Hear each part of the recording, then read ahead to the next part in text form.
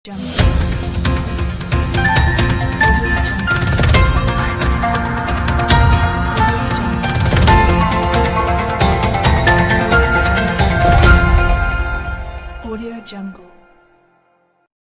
Friend, UPPCL 2.0 channel में आपका स्वागत है। अगर आप हमारे चैनल पर नए हैं तो चैनल को सब्सक्राइब करें, लाइक करें और अपने मित्रों में शेयर करें। फ्रेंड्स, अगर आपने हमारे पिछले वीडियो नहीं देखे हैं तो डिस्क्रिप्शन में लिंक दिया गया है, देख लें। हमारा फ्री पीडीएफ टेलीग्राम में लिंक डिस्क्रिप्शन में लिंक दिया गया है टेलीग्राम का। टेलीग्राम पर जाकर के फ्री पीडीएफ प्राप्त कर सकते हैं। तो फ्रेंड्स, यहाँ पहला क्वेश्चन दिया गया है, डीसी मशीन में पोल शू का कार्य है। तो डीसी मशीन जो होती है, डीसी मशीन में पोल शू का मुख्य क्या कार्य होता है। तो फ्रेंड्स, इसको याद रखना, जो पोल शू होते हैं ये होते कहाँ हैं सबसे पहले देखेंगे। तो जो डीसी मशीन जो होती है फ्रेंड्स, यहाँ पर ये होते हैं पोल, और इसके पास में इस साइड में ये क्षेत्र ऐसे बना होता है, इनको हम कहते हैं पोल शू। फ्रेंड्स, ये होते हैं पोल शू। और जो पोल शू हैं तो इनका पोल शू का मुख्य कार्य क्या है। पहला कार्य इनका होता है, यहाँ से जो वाइंडिंग की जाती है इस वाइंडिंग को आर्मेचर की ओर निकलने से रोकना। दूसरा कार्य इसका होता है कि जो फ्लक्स उत्पादित होता है इस फ्लक्स को आर्मेचर पर एक समान वितरित करना। तो फ्रेंड्स, यहाँ पर आपका आंसर हो जाएगा सी। डीसी मशीन में पोल शू का मुख्य कार्य फ्लक्स का एक समान वितरण करना। नेक्स्ट क्वेश्चन है, यहाँ दोस्त लिखा हुआ है, पोल शू डीसी जनरेटरों में किस धातु से निर्मित किए जाते हैं।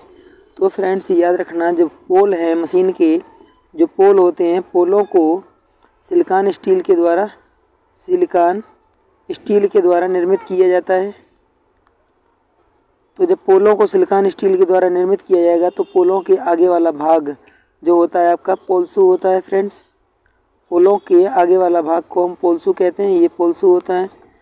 तो हम क्या कह सकते हैं कि जो पोल शू है, पोल शू किसका बनाया जाता है, ध्रुवों के समान धातु का। सी ऑप्शन आपका राइट है। नेक्स्ट क्वेश्चन देखते हैं। अगला क्वेश्चन यहाँ पर दिया गया है, डीसी मशीन का आर्मेचर एमएमएफ तरंग होता है। एमएमएफ का पूरा नाम होता है मैग्नेटोमोटिव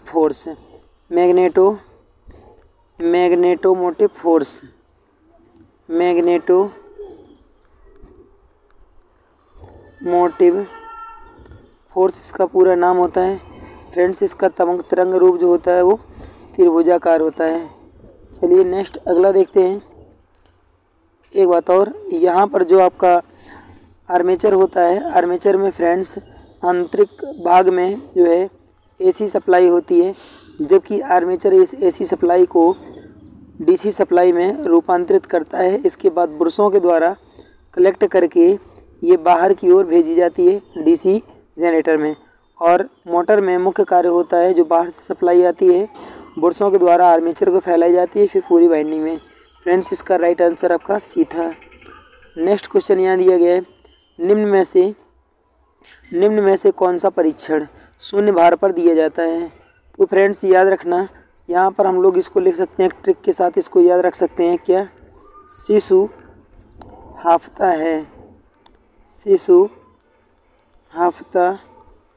है, इसके द्वारा हम लोग इसको याद रख सकते हैं।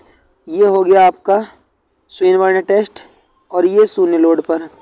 तो फ्रेंड्स, याद रखना, जो स्विनबर्न टेस्ट होता है ये किस पर, शून्य भार पर किया जाता है, जबकि हाफकिंसन टेस्ट जो होता है ये पूर्ण भार पर या फुल लोड पर किया जाता है।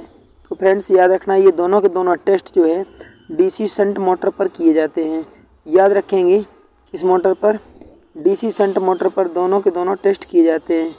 शंट मोटर होती है डीसी शंट मोटर, जिसमें जो फील्ड कॉइल होती है, फील्ड कॉइल में फेरों की संख्या ज़्यादा होती है। तो फ्रेंड्स, डीसी शंट मोटर का जो डिज़ाइन होता है वो कुछ इस हिसाब से रहता है। शंट मोटर जो होती है वो कुछ इस प्रारूप की बनी होती है। फ्रेंड्स, डीसी शंट मोटर की शंट फील्ड कुंडली पतले तार और अधिक फेरों की होती है। इसको आर्मेचर के समांतर में स्थापित किया जाता है। इसी की वजह से इसका नाम शंट मोटर पड़ गया। फ्रेंड्स नेक्स्ट क्वेश्चन यहाँ पर दिया गया है। डीसी मशीनों के पोल पटलित किए जाते हैं क्योंकि इसमें स्पंद हानि है, जिसको हम ईडी करंट या भंवरधारा हानियाँ कहते हैं।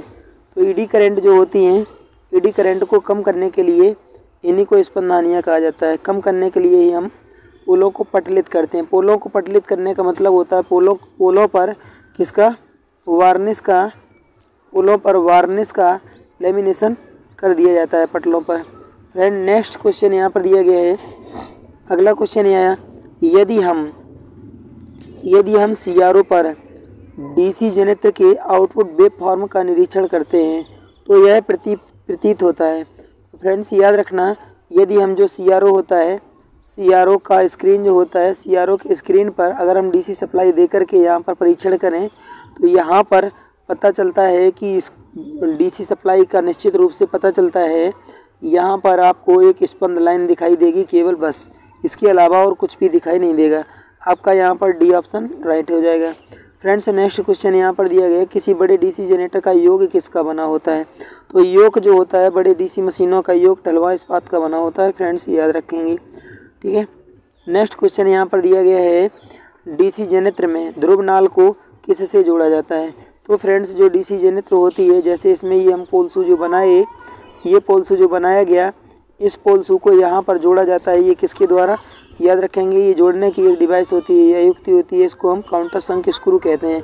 काउंटर संक स्क्रू के द्वारा पोलसू को पोल पर संयोजित किया जाता है। फ्रेंड्स नेक्स्ट क्वेश्चन यहाँ पर है, कोयला चूड़ित मिल, इसमें कोयले को, पिसे हुए कोयले को पुल्वराइज्ड कोयला कहा जाता है। फ्रेंड्स याद रखना कौन सा, पुल्वराइज्ड कोयला कहा जाता है। और इस पुल्वराइज्ड कोयले को बनाने के लिए हम बॉल मिल, हैमर मिल और रोलर मिल सभी मिलों का यूज कर लेते हैं। फ्रेंड्स लास्ट ऑप्शन आपका सही हो जाएगा डी। नेक्स्ट क्वेश्चन यहाँ दिया गया है, बीन ब्रिज के द्वारा निम्न में से किसे मापा जाता है। तो फ्रेंड्स आप लोग याद रखेंगे अवध, इस शब्द को याद रखेंगे। इससे मतलब हो गया आवृत्ति और इससे मतलब हो गया धारिता सी, ठीक है। आवृत्ति और धारिता का मापन हम लोग बीन ब्रिज के द्वारा कर लेते हैं। तो फ्रेंड्स आवृत्ति और धारिता यहाँ पर दिया गया आपका केवल आवृत्ति, आपका ऑप्शन ए सही हो जाएगा। नेक्स्ट क्वेश्चन यहाँ है, फ्लेमिंग के अनुसार ईएमएफ किस उंगली पर होता है।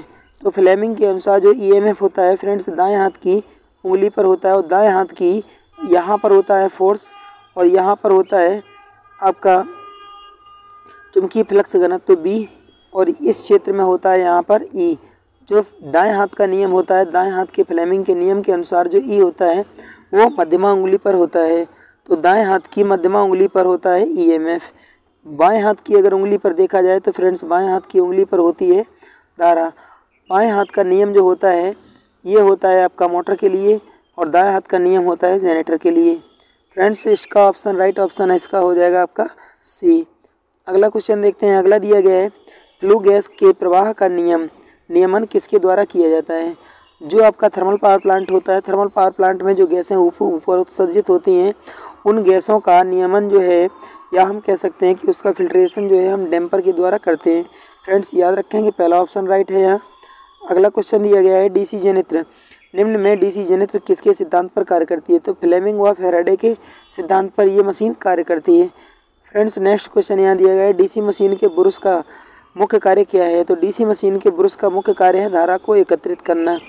फ्रेंड्स नेक्स्ट क्वेश्चन यहाँ पर दिया गया है, बर्नर में भेजी जाने वाली स्टीम का प्रेशर कितना होता है। तो फ्रेंड्स याद रखेंगे 17 वायुमंडलीय दाब के बराबर होता है। ऑप्शन नंबर सी आपका राइट हो जाएगा।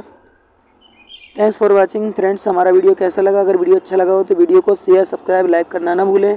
हमारे पिछले वीडियो को देखने के लिए हमारे डिस्क्रिप्शन में जाइए, सभी प्रकार के वीडियो आपको देखने के लिए मिल जाएंगे। फ्रेंड्स थैंक्स, जय हिंद दोस्तों।